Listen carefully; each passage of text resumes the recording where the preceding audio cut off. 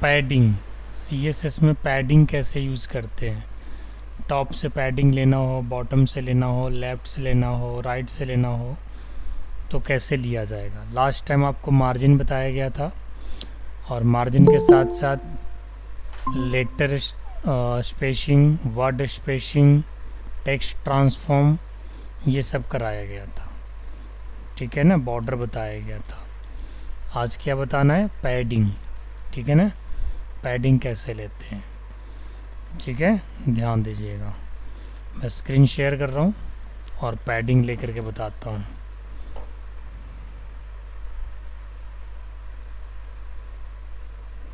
Let's open VS code.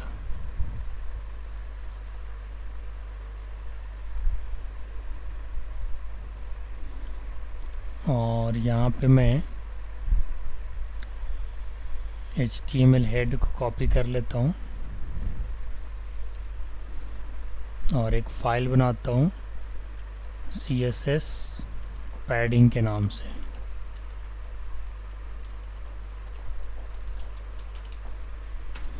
Padding और margin में basically अंतर क्या है। मार्जिन जो होता है वो आउटर एरिया होता है, और पैडिंग जो होता है वो इनर एरिया होता है। समझ रहे हैं, ये चीज़ है। चलिए CSS पैडिंग यहाँ पे लिख देते हैं।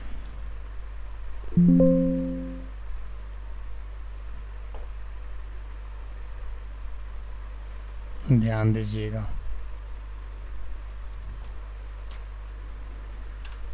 पैडिंग के लिए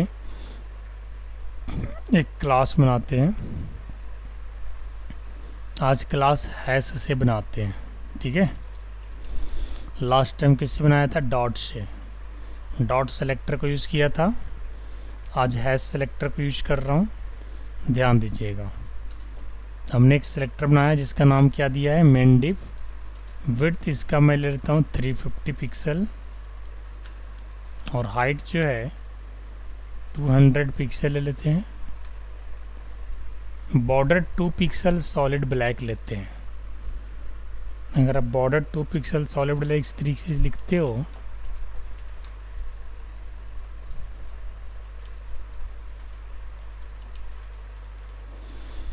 तो ये अराउंड बॉर्डर डालेगा 2 पिक्सल सॉलिड। फॉन्ट साइज जो है वो 50 पिक्सल ले लेते हैं, और इसके बाद अब पैडिंग ऐड करते हैं। Padding top 150 pixel, padding bottom 0 pixel, padding left 50 pixel, padding right 0 pixel. अब इसके बाद मार्जिन ले लेते हैं ऑटो, उन्हें अपने हिसाब से वो एडजस्ट कर लेगा। मार्जिन का पिक्सल हमने कोई स्पेसिफाई नहीं किया है। ऑटो का मतलब होता है कि जितना भी जगह होगा उस हिसाब से ऑटो मार्जिन ले लेगा, जगह के हिसाब से अपने आप ही ले लेगा। पैडिंग के हमने चारों डायरेक्शन का अलग अलग पिक्सल सेट किया है। टॉप का 150 पिक्सल, बॉटम का 0 पिक्सल, लेफ्ट का 50 पिक्सल और राइट का 0 पिक्सल। अलग अलग पिक्सल डालने का रीज़न ये है ताकि आप लोग को अच्छा से समझ में आ सके कि पैडिंग हम लोग क्यों यूज़ करते हैं और पैडिंग का रिज़ल्ट क्या आता है। तो मैं यहाँ पे क्या करता हूँ, सिंपल एक डिव ले लेता हूँ। बॉडी के अंदर एक बॉडी बनाते हैं और इसको बॉडी को बंद कर देते हैं, और यहाँ पे एक डिव लेते हैं और इस डिव को भी यहाँ पे बंद कर देते हैं। अब इस डिव के अंदर लेते हैं वेलकम या फिर सुप्रो पाठशाला लेते हैं, बस सिंपल। और डिव के आईडी असाइन करना पड़ेगा, चूँकि हमने आईडी से क्लास बनाया है क्लास का नाम हमारा क्या है, मेन डिव। मैंने क्लास असाइन कर दिया आईडी को यूज़ करके, आईडी एट्रीब्यूट को यूज़ करके। अब होगा क्या कि जब इसे चलाओगे, देखो चला रहे हैं, ध्यान दीजिएगा।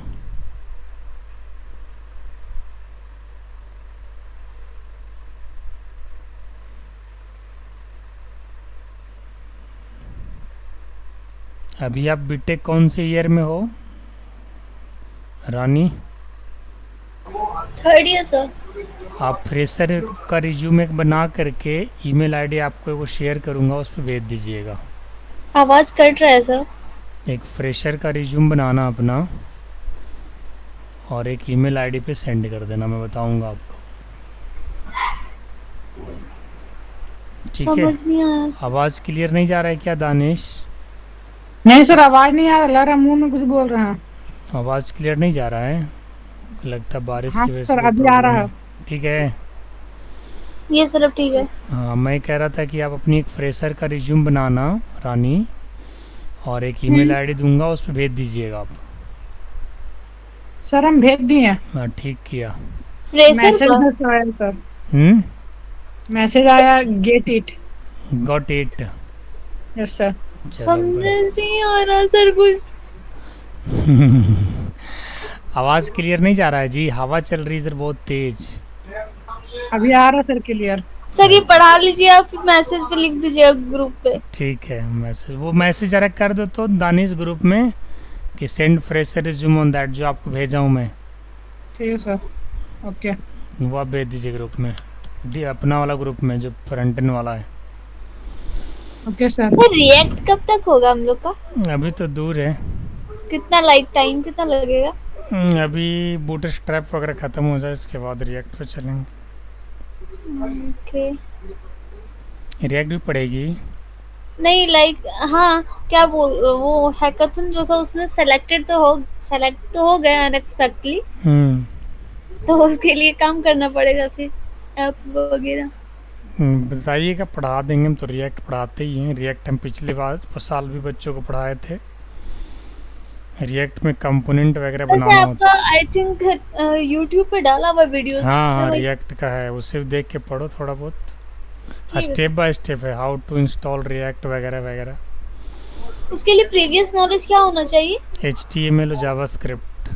तो जावास्क्रिप्ट के बाद ही जावास्क्रिप्ट हम आ ही रहे हैं जावास्क्रिप्ट पे। अब CSS खत्म होने के बाद। जावास्क्रिप्ट का भी है क्या वीडियोस? हाँ, नहीं जावास्क्रिप्ट का भी नहीं है, लेकिन जावास्क्रिप्ट का क्लास हम शुरू कर देंगे अब ठीक है सर। इस और महीने एक के चीज बाद। करते उसको फ्रेमवर्क और अट्रैक्टिव बनाते हैं। अच्छा, जावास्क्रिप्ट क्या है?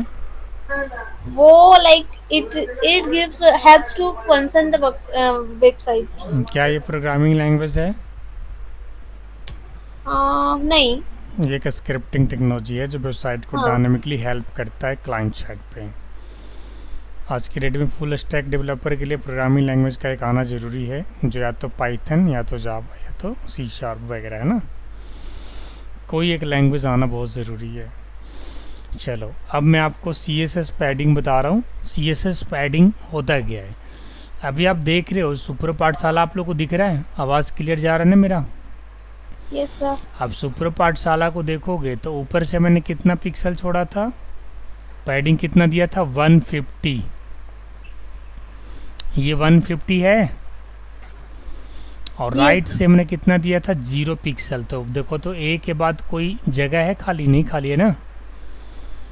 अच्छा, लेफ्ट में कितना दिया था मैंने? लेफ्ट में दिया था मैंने 50 पिक्सल। तो देखो इधर 50 पिक्सल है, यस या नो? अब बाकी मार्जिन हमने ऑटो दिया था, तो मार्जिन ऑटो कहने का मतलब ऊपर से आपने 150 पिक्सल पैडिंग बढ़ा दिया, तो बाकी जो सुपर पाठशाला लिख के आएगा तो कहाँ आएगा? यहीं पे आएगा। अगर आप देखना चाहते हो कि सुपर पाठशाला अगर थोड़ा सा और ऊपर लिखना हो तो मैं 50 पिक्सल और माइनस कर देता हूँ, 100 पिक्सल रखता हूँ टॉप पैडिंग। देखो क्या होता है 100 पिक्सल रखने पे, देखो क्या होता है। अगर मैं यहाँ पे 100 पिक्सल रखता हूँ टॉप से, तो पहले से तो सुपर पाठशाला यहाँ पे था, लेकिन जैसे ही मैं रीलोड करूँगा, देखो ऊपर चला गया ये 100 पिक्सल हो गया। अब इधर मुझे अगर राइट से अगर थोड़ा कम करना है, लेफ़्ट से थोड़ा, राइट से थोड़ा पैडिंग बढ़ानी है और लेफ़्ट से थोड़ा कम करना है, पैडिंग समझ रहे, इंटरनल एरिया है ना। अब यहाँ पे देखिए एक बार फिर से, मुझे लेफ्ट से करना है 20 और राइट से करना है मुझे 30, या फिर दोनों तरफ से 25 ले लो। 25 pixel from the left and 25 pixel from the right.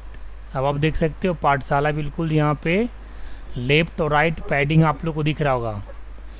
अभी से पहले पाठशाला जो था वो कहाँ पे टच कर रहा था, इस कॉर्नर को टच कर रहा था, यस है ना, जिसकी हाइट विड्थ हमने क्या ले रखा है 350 पिक्सल विड्थ और 200 हाइट, है ना। तो उस हिसाब से ये पाठशाला किसको टच कर रहा था दानिश, इस लाइन को टच कर रहा था। लेकिन जैसे मैंने राइट का पिक्सल पैडिंग घटाया बढ़ाया है, तो ये देखो राइट से 25 पिक्सल इधर से बढ़ गया पैडिंग और इधर से भी बढ़ गया, बड़ा नहीं बढ़ा। और ऊपर से कितना 100 है, अगर ऊपर से 50 कर देना तो ये पाठशाला ऊपर और सट जाएगा। देखना 50 कर देता हूँ ऊपर से, टॉप 50। अच्छा ये जो बॉर्डर दिख रहा है ना, ये जो बॉर्डर दिख रहा है ब्लैक 2 पिक्सल, ये चूँकि मैंने दिया इसलिए, अगर इसको 5 पिक्सल करूँगा तो यहाँ पे बॉर्डर की जगह 2 की जगह क्या लिख दूँगा 5 पिक्सल सॉलिड ब्लैक। अब इसको सेव करूँगा और रीलोड करूँगा, देखो बढ़ गया।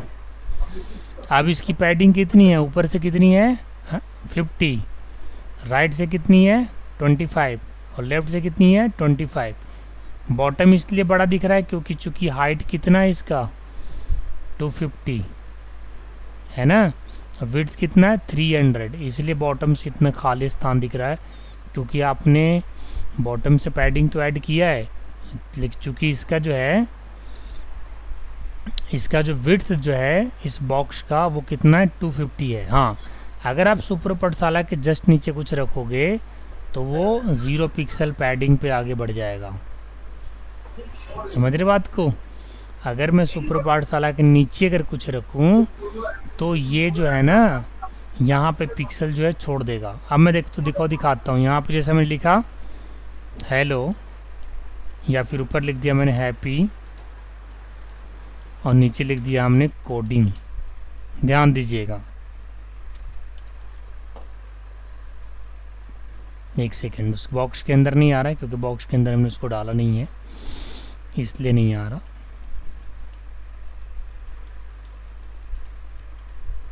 उस बॉक्स के अंदर डाला नहीं, उस बॉक्स के अंदर बॉक्स बनाएंगे तब डालेंगे। एक्चुअली समझाना क्या चाह रहे थे कि अगर आप पैडिंग ऊपर से 50 पिक्सल लिए हो और सुपर पाठशाला के जस्ट ऊपर अगर कोई और कंटेंट है तो उस कंटेंट को छोड़ करके 50 पिक्सल आगे बढ़ जाएगा। ये समझाना चाह रहे थे, जो कि आने वाला टाइम में, आने वाला सेशन में आपको सीखने को मिलने वाला है। ठीक है, ये CSS पैडिंग है, जिसमें मैंने क्या बताया कि पैडिंग होता है जो इंटरनल एरिया होता है और मार्जिन जो होता है वो एक्सटर्नल एरिया होता है, जो कि मैंने लास्ट डे के सेशन में आपको बताया था। समझ गए। तो पैडिंग से अगर आप लोगों को कोई क्वेश्चन है तो ज़रा एक बार बता दो कि पैडिंग से आपको क्वेश्चन है कोई, या फिर सारा डाउट्स क्लियर हो गया। पैडिंग मैंने क्या क्या रखा था, ये सब सारी चीज़ें आप लोग क्लियर हो जाना चाहिए। ठीक है, हमने टॉप में कितना लिया 50 पिक्सल, बॉटम में 0 पिक्सल। बॉटम से आपको 0 पिक्सल क्यों नहीं दिख रहा है, इसका रीज़न है। रीज़न क्या है, इसका रीज़न ये है क्योंकि हमने हाइट कितना लिया है 200, तो ये 200 पूरा लेगा। फ़ॉन्ट साइज़ कितनी है 50 पिक्सल, इस हिसाब से अगर मैं 60 पिक्सल करूँ तो थोड़ा और बढ़ जाएगा। यहाँ पे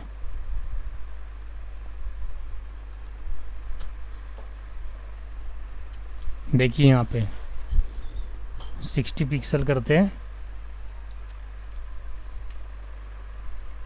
ये देखिए बढ़ गया, फिर ये नीचे गैप आ गया। 55 करके एक बार देखें क्यों गैप आ रहा है, क्योंकि हमने लेफ़्ट और राइट में पैडिंग भी रखा है, तो ये आगे बढ़ने नहीं दे रहा है, आगे बढ़ने नहीं दे रहा है। अगर लेफ़्ट राइट से थोड़े पिक्सल को कम कर देंगे, 0 0 रख देते हैं, तब देखिए इसका क्या होगा कहानी।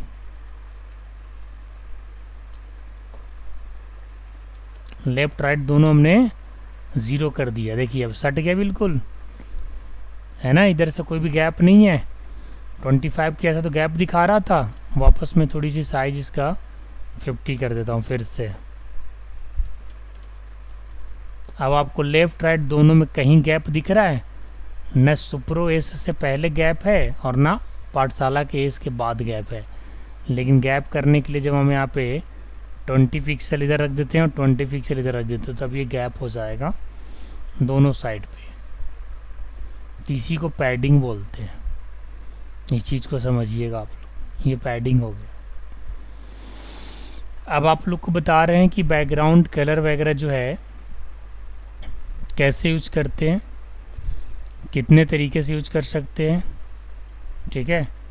और जैसे मान के चलो एक फंक्शन होता है RGB, प्रॉपर्टी वैल्यू है, जिसमें 255 टाइप्स के कलर आप सेट कर सकते हो। कलर ऑप्शंस, हाँ, RGB है एक और एक RGBA है। तो दोनों को बताने वाला हूँ कि RGB से क्या होता है और RGBA से क्या होता है। एक में ऑपेसिटी भी सेट करने के लिए होता है। तो चलिए आपको दिखाते हैं कि किस तरीके से बैकग्राउंड कलर को सेट करते हैं, और वो भी अलग अलग कलर, और टोटल कितने टाइप के कलर आप सेट कर सकते हो। तो ये हो गया हमारा पैडिंग, इसको मैं वर्ड में रख लेता हूँ, CSS पैडिंग है।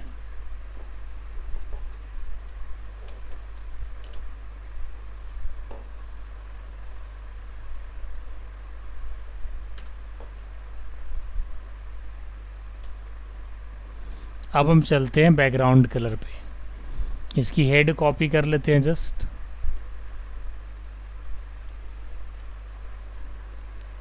और एक क्रिएट करते हैं फाइल जिसका नाम देते हैं बैकग्राउंड कलर .html। स्टाइल बंद कर दिया यहाँ पे,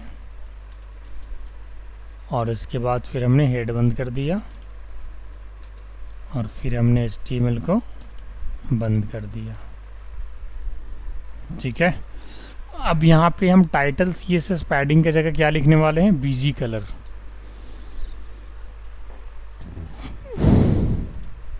ये सारी चीज़ आपको आसान हो जाएगा बूटस्ट्रैप में, इतना कोई कोडिंग करने की ज़रूरत नहीं है। लेकिन CSS को कहीं ना कहीं कस्टमाइज करना पड़ता है वेबसाइट में, तो आपको इतना तो नॉलेज होना ही चाहिए, बेसिक नॉलेज जो है। चलिए सबसे पहले मेन क्लास बनाते हैं, ध्यान दीजिएगा। मेन क्लास बनाने के लिए हमें क्या लिखना होगा?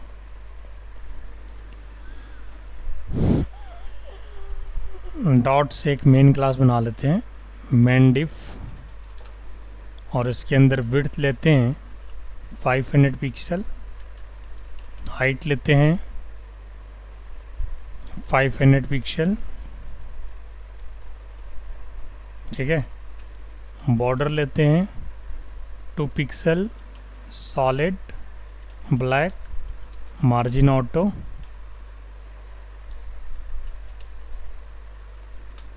फ़ॉन्ट साइज 100 पिक्सल ले लेते हैं,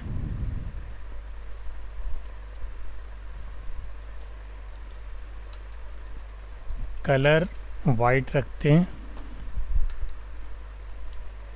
टेक्स्ट लाइन सेंटर रख देते हैं।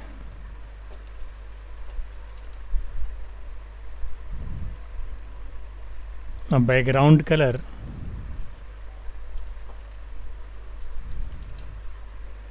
RGB से लेते हैं 255,0,0।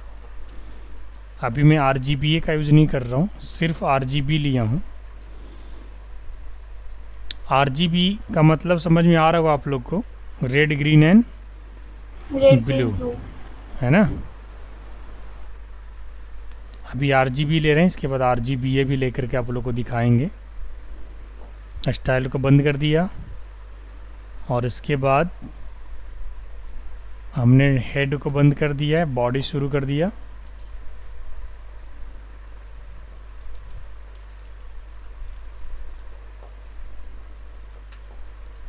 बॉडी बंद कर दिया। div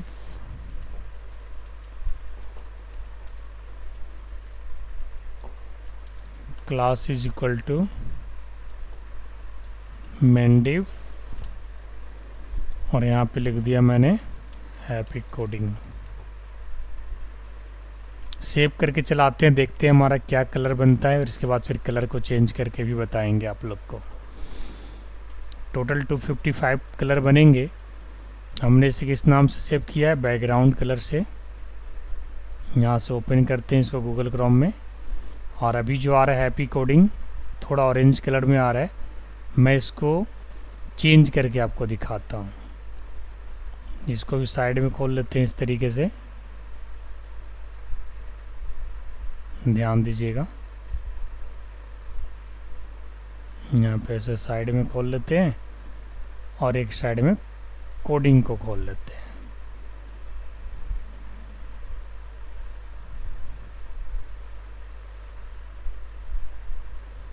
ठीक है, अब मैं यहाँ पे क्या करता हूँ, 255 और यहाँ पे ले लेते हैं 1 और यहाँ पे ले लेते हैं 4। इसको सेव करेंगे, रीलोड करेंगे, थोड़ा सा इधर और बढ़ाते हैं 100 एंड 125। सेव किया,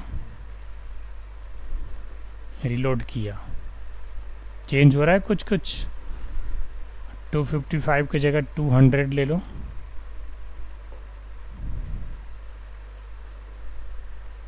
ये देखो, तो टोटल 2555 कलर्स में से आप कलर बना सकते हो। अगर आप 000 लेते हो यहाँ पे, तो 000 भी एक कलर होता है।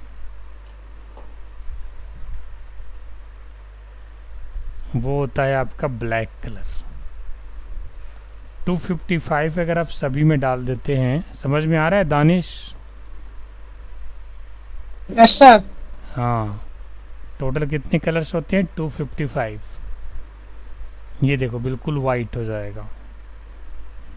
ठीक है, एक को हम कर देते हैं 0, तब इस तरीके से कलर बनेगा। स्टार्ट का भी कर देते हैं 0, तब ये कलर बनेगा। ये तो हो गया कि RGB कलर से। बाकी तो आपको पता ही है, कलर हमने वाइट रखा है, इसका टेक्स्ट कलर वाइट दिख रहा है। और स्टार्टिंग में जो मैंने लिया था वो क्या लिया था? 255 0 एंड 0। सेव किया, यस। ठीक है, तो ये RGB मतलब रेड ग्रीन ब्लू, और जो भी इसकी वैल्यू आप डालते हैं, ये एक फंक्शन है, प्रॉपर्टी वैल्यू कह लीजिए, जो पैरामीटर्स को एक्सेप्ट करता है और 3 पैरामीटर्स को एक्सेप्ट करता है। ठीक है, इस 3 पैरामीटर्स में जो भी आप नंबरिंग डाल देते हैं, उसी नंबरिंग के हिसाब से कलर जो है पिक कर लेता है। बिकॉज ये RGB जो मैंने लगाया है, किस में लगाया है? बैकग्राउंड कलर में। बाकी सारी ये प्रॉपर्टी से आप ऑलरेडी फेमिलियर हो। ये विड्थ हो गया, ये हाइट हो गया, और इसके बाद बॉर्डर 2 पिक्सल सॉलिड ब्लैक, जो कि आपको अभी उतना अच्छा से दिख नहीं रहा होगा। अगर 5 कर देंगे तो ज़्यादा अच्छा दिखेगा। और डॉटेड बॉर्डर अगर लगाना है तो डॉटेड लगा दो, सॉलिड की जगह डॉटेड लिख दो। ये सब प्रैक्टिस करते रहना चाहिए आप लोग को। प्रैक्टिस करोगे तो थोड़ा सा दिमाग में रहेगा। डॉटेड आ गया। मार्जिन ऑटो वो अपने हिसाब से सेट कर लेगा। Font size 100 pixel happy coding के लिए। 150 पिक्सल अगर लोगे तो हैप्पी कोडिंग कुछ इस हिसाब से बनेगा। ये बन जाएगा ऐसा। ठीक है, 120 लोगे थोड़ा सा कम स्पेस लेगा। यस, कलर वाइट का मतलब ये वाइट कलर है। अब यहाँ पे अगर किसी ने वाइट की जगह ब्लू कर दिया तो क्या हो जाएगा? हैप्पी कोडिंग जो लिखा हुआ है ब्लू कलर में आ जाएगा। ठीक है, टेक्स्ट अलाइन सेंटर तो आपको दिख ही रहा है। सेंटर की जगह अगर लेफ्ट कर दोगे तो हैप्पी कोडिंग लेफ्ट में आ जाएगा। तो ये सब चीज़ जो है ना, थोड़े से प्रैक्टिस आप लोग करके देखना। ये देखो सेट हो गया लेफ्ट में, राइट में करोगे राइट सेट हो जाएगा, और सेंटर करोगे तो सेंटर सेट हो जाएगा।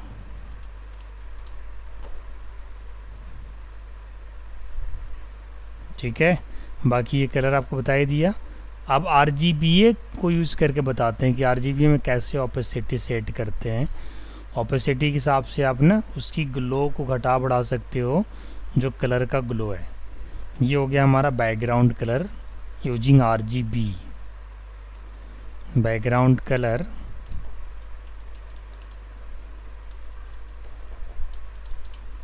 Using RGB।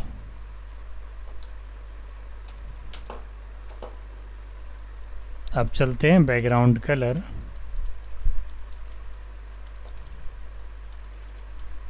Using RGBA।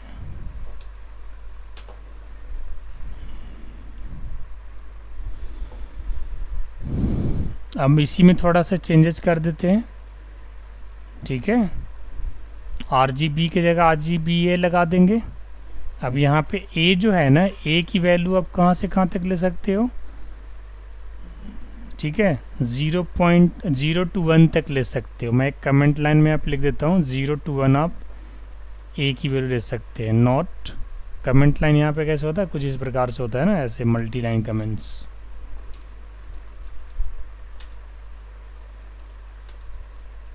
ये मल्टी लाइन कमेंट्स हैं। A इक्वल टू 0 to 1, इसी के बीच में वैल्यू लेना है। या तो मान के चलिए आप 0.1 ले लो, 0.2 ले लो, 0.3 ले लो, सो ऑन, ठीक है, शो ऑन। अब यहाँ से उठा करके मैं इसको ऊपर में रख देता हूँ। अब इस बार एपोसिटी डाल रहा हूँ, RGBA लिख दिया मैंने। एपोसिटी हमें डालना पड़ेगा, तो एपोसिटी में क्या डालना है हमें, 0 to 1 के बीच में, तो हम 0.5 डाल दे रहे हैं, 0.5, क्योंकि 0.5 की जो वैल्यू है वो 0 to 1 के बीच में आता है, ये ध्यान रखिएगा, ठीक है। अब इसको अगर मैं रीलोड करता हूँ तो कुछ इस प्रकार से दिखेगा। ये देखिए, अगर ओपेसिटी थोड़ा हम और बढ़ा देते हैं तो देखना क्या होगा। आई एम इंक्रीजिंग ओपेसिटी, 0.5 की जगह 0.1 कर देते हैं या 0.9 कर देते हैं, तो देखना इसका कलर क्या होगा। ये देखिए इस तरीके से बढ़ रहा है। 0.1 करेंगे तो ओपेसिटी घट जाएगा। यस, समझ में आ रहा है कुछ या नहीं आ रहा? दानिश, रानी, सर कोई दिक्कत तो नहीं है? यानी टोटल 255 कलर्स हैं। अब उस कलर्स में से जो भी आपको कलर सेलेक्ट करना है कर लो। इसके बाद ओपेसिटी कितना रखना भाई, अब मान के चलो इस कलर की कोड अगर आप ढूंढोगे गूगल में तब तो ये कलर मिलेगा, और तो अगर अपनी ओपेसिटी हिसाब से अगर इतना देख लो कि भाई 0.1 पे ऐसा आ रहा है, 2 पे ऐसा आ रहा है, 3 पे आ रहा है, मुझे 3 वाला चाहिए, ओपेसिटी डाल के सेट कर दिया, वेबसाइट की डिजाइनिंग हो जाएगी। अच्छी कि नहीं होगी बताओ? कहीं पे भी लग सकता है, ये बैकग्राउंड कलर में लगाना हो, मतलब कहीं भी लगाना हो आप लगा सकते हो। RGBA को ज़्यादातर लोग बैकग्राउंड कलर के लिए यूज़ करते हैं क्योंकि ये सब फिल कलर पे चलता है, और वेबसाइट में ज़रूरत पड़ता भी है। कहीं कहीं फुटर में लगाना हो, हेडर में लगाना हो, पूरी फिल कलर लगानी पड़ती है, तो ऐसे जगह पे RGBA या RGB यूज होता ही होता है। समझे?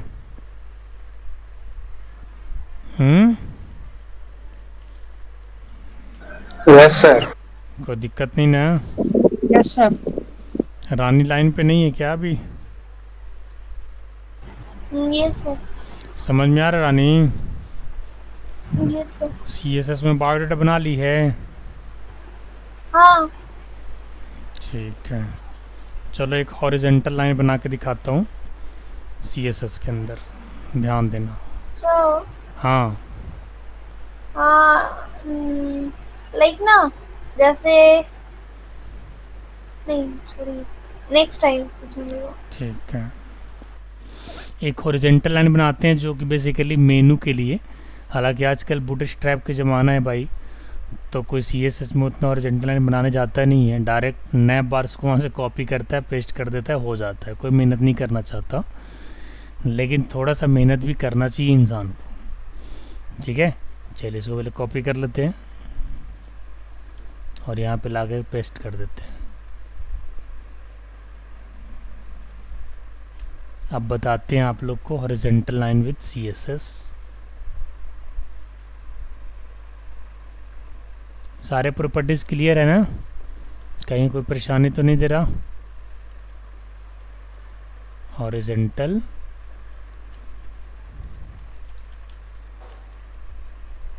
Line with css.html।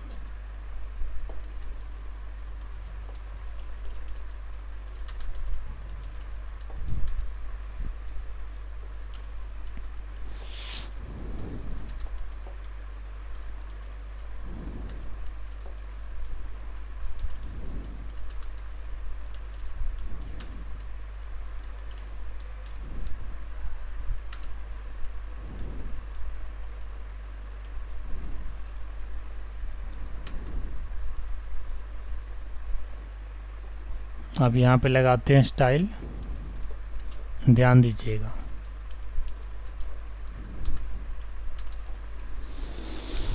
अब मुझे हॉरिजॉन्टल लाइन चाहिए तो यूएल वगैरह से अनऑर्डर्ड लिस्ट मुझे होम ये सब लिखना है। तो मैं क्या करता हूँ, सबसे पहले बॉडी तैयार कर लेता हूँ इसका। बॉडी में हमको क्या क्या चाहिए वो चीज़ का ध्यान रखिएगा। बॉडी में हमको चाहिए एक यूएल अनऑर्डर्ड लिस्ट, पढ़ चुके हैं ना आप लोग। और इस यूएल के अंदर क्या चाहिए मुझे, लिस्ट आइटम। और इस लिस्ट आइटम के अंदर क्या चाहिए मुझे, एंकर टैग। ठीक है, क्या चाहिए, एंकर टैग चाहिए। और यहाँ पे हम ए बंद कर देंगे और उसके बाद li को बंद कर देंगे। ठीक है, यहाँ पे हमने हैश क्यों लगाया, क्योंकि अभी मैं किसी पेज से लिंक नहीं कर रहा हूँ। अगर लिंक करूँगा किसी पेज से तो वहाँ पे .html एक्सटेंशन वगैरह लिखना पड़ेगा, यस या नो। लेकिन अभी ये जस्ट आपको डिस्प्लेइंग रहेगा। मुझे मल्टीपल li चाहिए, होम चाहिए, न्यूज़ के लिए चाहिए, कॉन्टैक्ट के लिए चाहिए, अबाउट के लिए चाहिए, बस 4 चाहिए।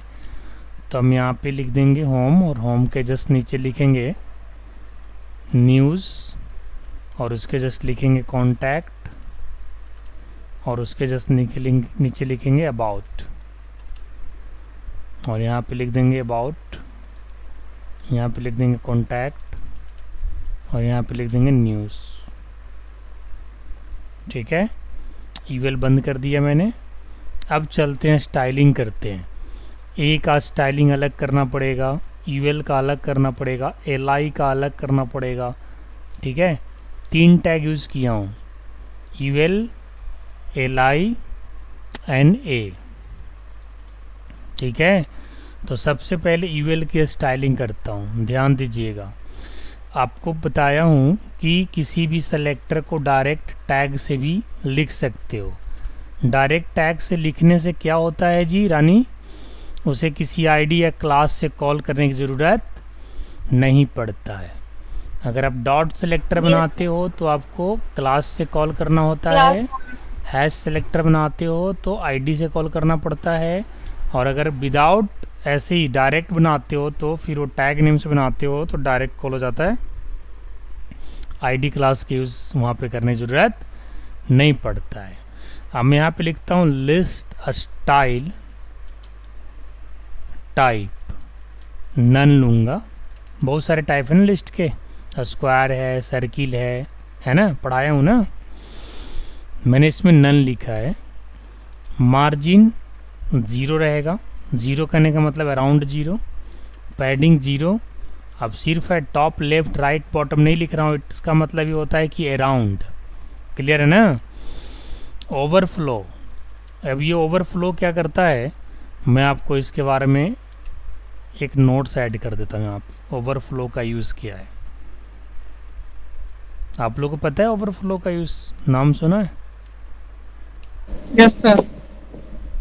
बताइए क्या होता है सर जैसे कुछ टेक्स्ट जो है बॉर्डर से बाहर बाहर आ जाता ना सर, तो उसको अगर ओवरफ्लो हिडन कर देंगे तो वो बॉक्सिंग में रह जाएगा, हिडन हो जाएगा, बॉक्स बाहर नहीं दिखेगा। And the rest of content will be invisible, जिसको हिडन बोल रहे हो ना।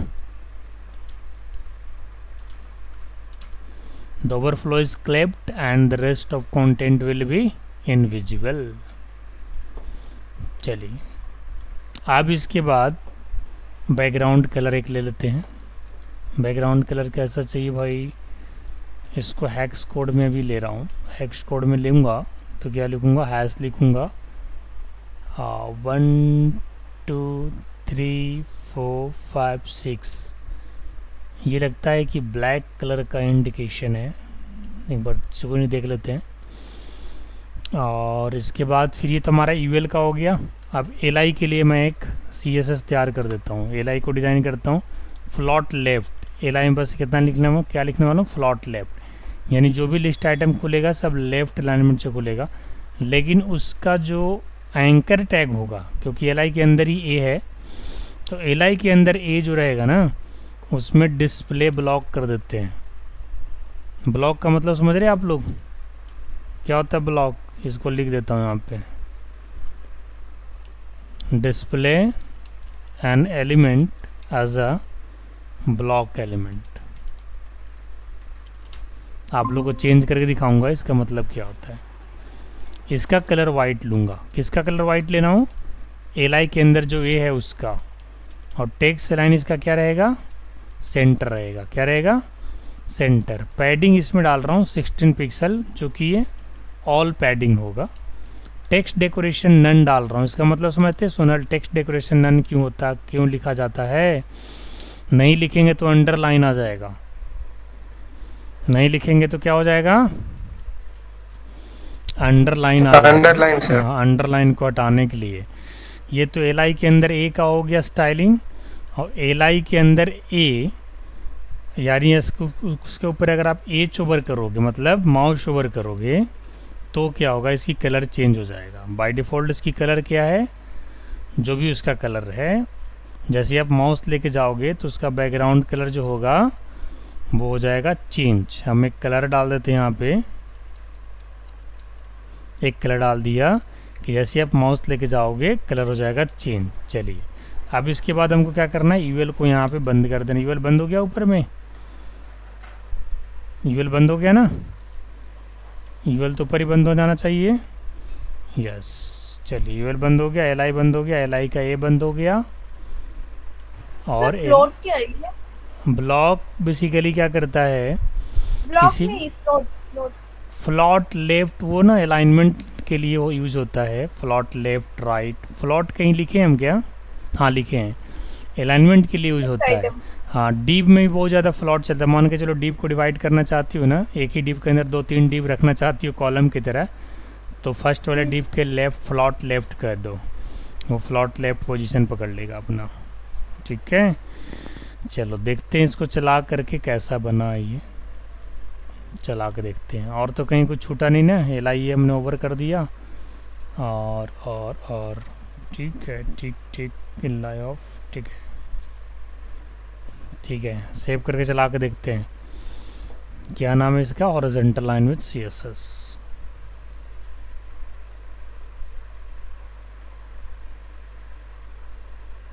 ये देखिए, ये इस टाइप से हमारा हॉरिजॉन्टल लाइन विद सीएसएस यानी मेनू बन गया। अब देखिए यहाँ पे क्या होता है, जैसे मैं माउस लेकर के जा रहा हूँ कलर हल्का चेंज हो रहा है।